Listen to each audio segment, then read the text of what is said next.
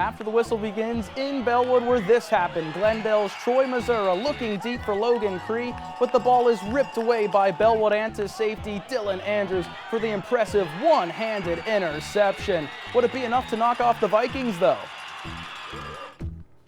Hello, I'm Evan Papalis. We'll have more on that game and a rivalry that spans only 8 miles. And I'm Dale Ostrander. Plus a look into Penn State's big win last night against the Purdue Boilermakers. Plus how fans reacted downtown. After the whistle starts now.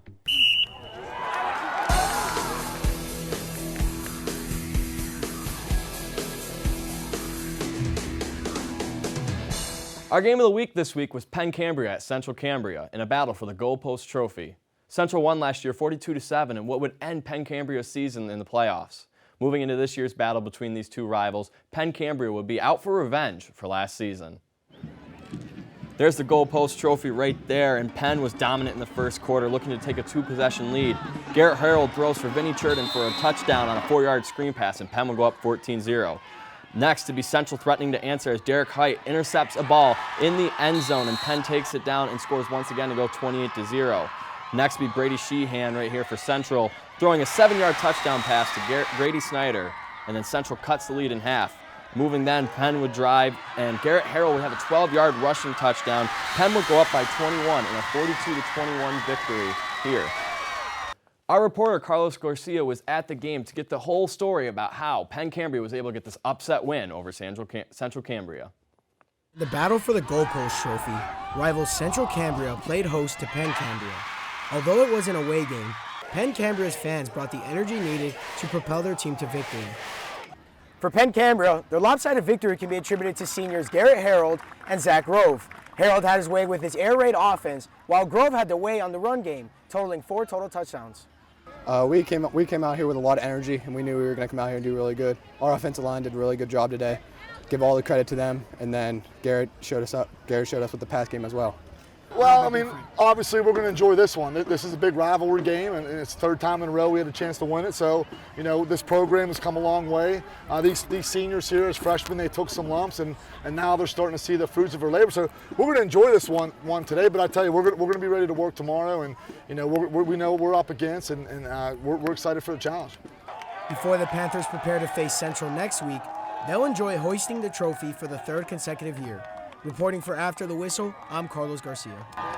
Penn Cambria is going to win this game 42-21 after Central ended their season last year. Carlos, what did you see in this game? So Penn Cambria's senior back, Zach Grove, I mean, he was phenomenal in the passing game and in the running game. 4 total touchdowns for him tonight. And Penn Cambria fans, they showed up. I mean, they're the big reason why this team was able to pull it out and take home the Goalpost Trophy. Great game overall.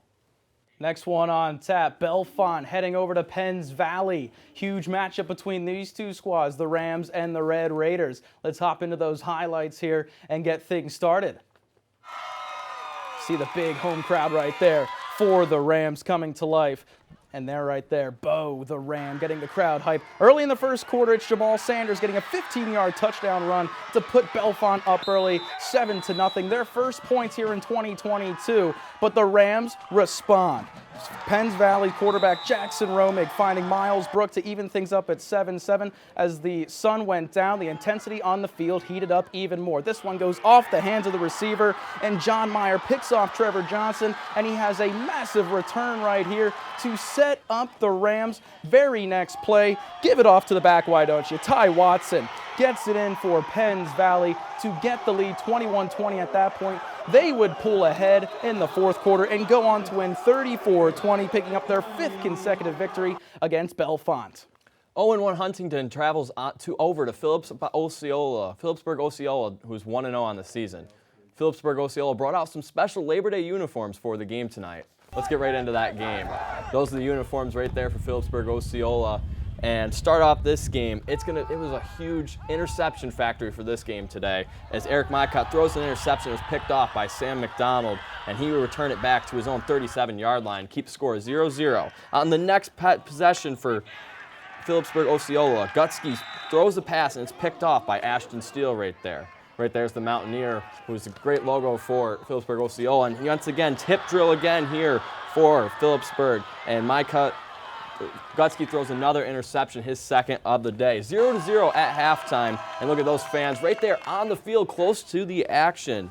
It would be a 40-yard bomb here from Eric Mycott to get it down there with a great catch in traffic to get it down to the 6-yard line. But right here on attempt to score, it's going to be the holder who falls on the ball, and it's going to be 0-0 halfway through the third quarter. But the final score, Huntington would be able to rebound from that and go up 14-10 to win that game after Gutsky for Phillipsburg Osceola threw 2 interceptions for only 48 yards. Not much working today with Phillipsburg Osceola, and they're going to fall to 1-1, and Huntington is going to get their first win of the season.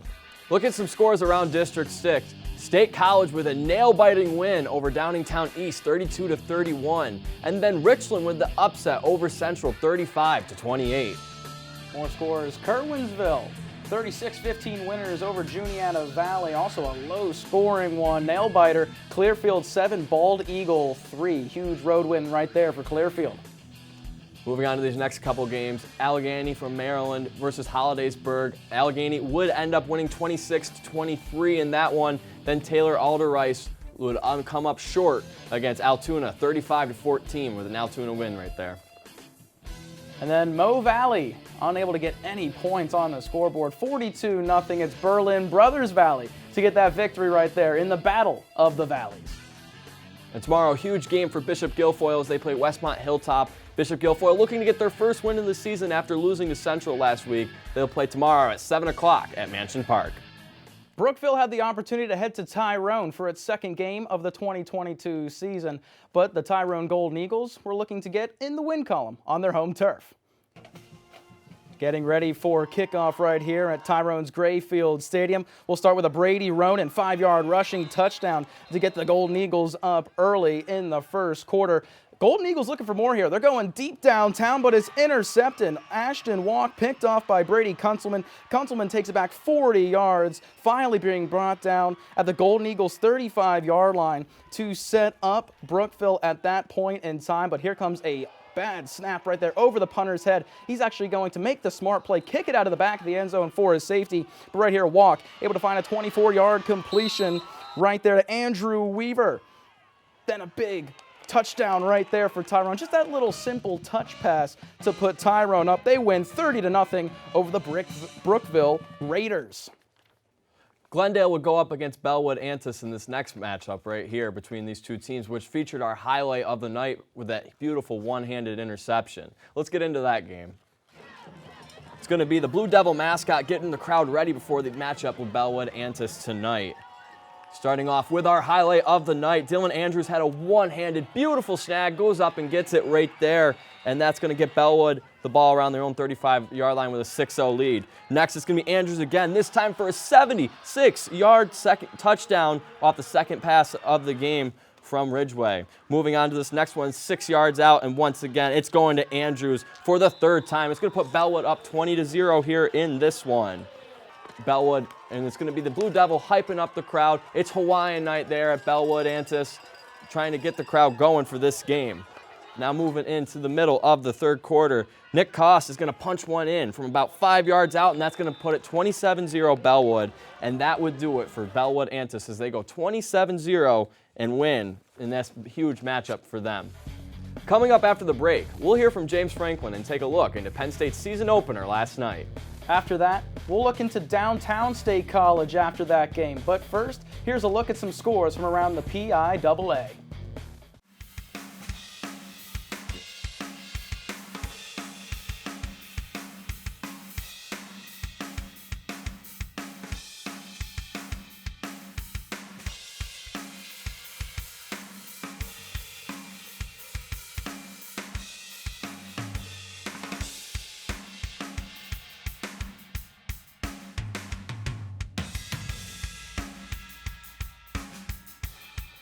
Welcome back from the break. With the college football season kicking off this Labor Day weekend, teams will look to start their seasons on the right foot, especially considering the college football playoff is set to expand from 4 to 12 teams sometime in the near future. Huge news in the NCAA right there, Dale. One of those teams did have an early test on the road, that being the Penn State Nittany Lions, who hit the road last night in West Lafayette to take on the Purdue Boilermakers. With the nerves of a road game ahead, Head coach James Franklin believes that film study and dry runs have helped calm them.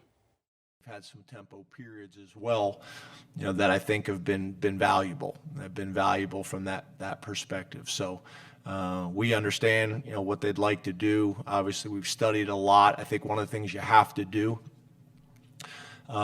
is be able to watch TV copies.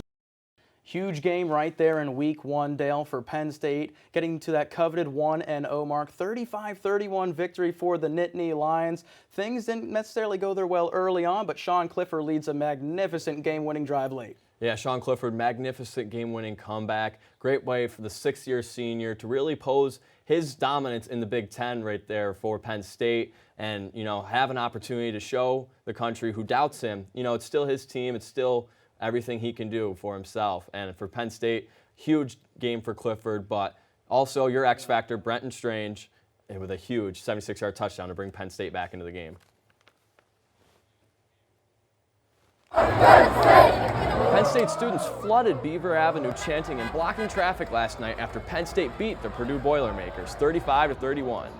Police were sent to the scene to break up the crowd for unlawful disturbance. The event lasted for more than an hour before being broken up. No arrests were made and police haven't reported any injuries. Another week down in the high school season and another show done. I'm Dale Ostrander. I'm Carlos Garcia. And I'm Evan Papalis. Join us next week for more District 6 football after the whistle.